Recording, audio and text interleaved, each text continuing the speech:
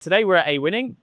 It's one of our larger mine water treatment schemes. It protects the Normanton Brook. So we've got to take the iron out of the water. The way we do that is by putting it across a cascade, which oxidizes the iron.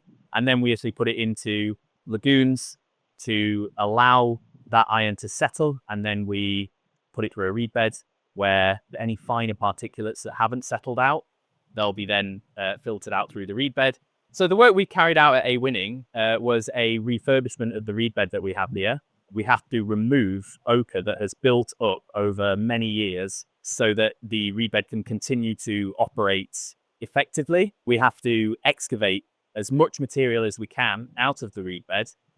In order to improve sustainability, we then actually use a transplantation process inside the reed bed, where we take some of the existing reeds that are already in there after we've done some excavation, and then we transplant them back into the reed bed in rows that's kind of perpendicular to the flow, so the flow is going across the rows, and that then helps to essentially give you that efficiency and that effectiveness back, because you've got reeds that are used to the mine water.